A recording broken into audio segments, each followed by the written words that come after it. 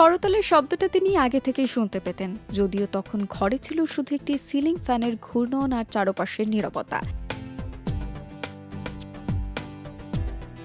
দিল্লির বসন্তকুঞ্জের ছোট্ট ঘরে বসে 18 বছরের এক তরুণী বিশ্বাস করতেন একদিন পুরো পৃথিবী তাকে চিনবে। সেই বিশ্বাসই 1998 সালে 21শে মে ইতিহাস হয়ে ধরা দেয়, যেখানে সুস্মিতা সেন ভারতের প্রথম নারী হিসেবে জিতে নেন মিস ইউনিভার্সের মুকুট।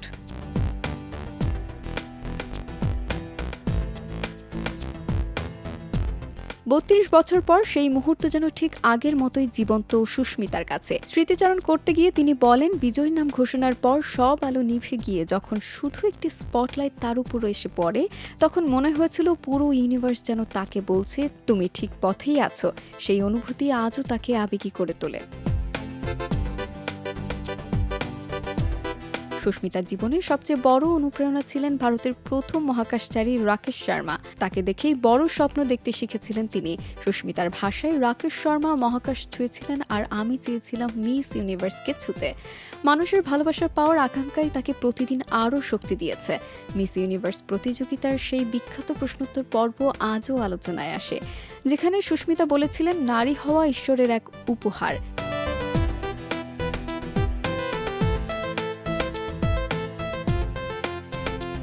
3 দশকেরও বেশি সময় পেরিয়ে গেলেও নিজের সেই বিশ্বাস থেকে এক চুলও সরে আসেননি তিনি। তার মতে, একজন নারী শুধু সন্তান জন্ম দেন না, তিনি ভালোবাসা, যত্ন আর মানবিকতার শিক্ষা দেন। আর এটাই নারীত্বের সবচেয়ে সুন্দর দিক। তবে এই সাফল্যের পথ একেবারেই সহজ ছিল না।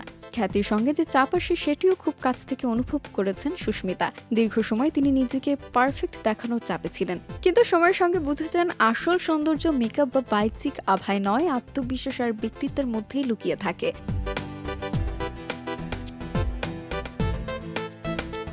সুস্মিতা আরও জানান, মানুষ অনেক সময় মনে করেন তার জীবন সব সময় নিখুঁত ছিল, অথচ ভয়, অনিশ্চয়তা আর দুর্বলতা তাকে অন্য সবার মতোই স্পর্শ করেছে।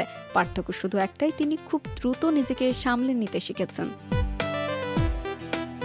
32 বছর আগে সেই মুকুট আজও শুধু একটি সৌন্দর্য প্রতিযোগিতার জয় নয়, এটি এক তরুণীর অসম্ভবকে সম্ভব করার গল্প।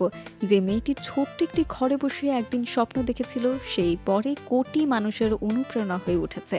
আর তাই হয়তো আজও সুস্মিতা সেনের গল্প শুনলে মনে হয় স্বপ্ন সত্যিই একদিন দরজায় কড়া নাড়ে।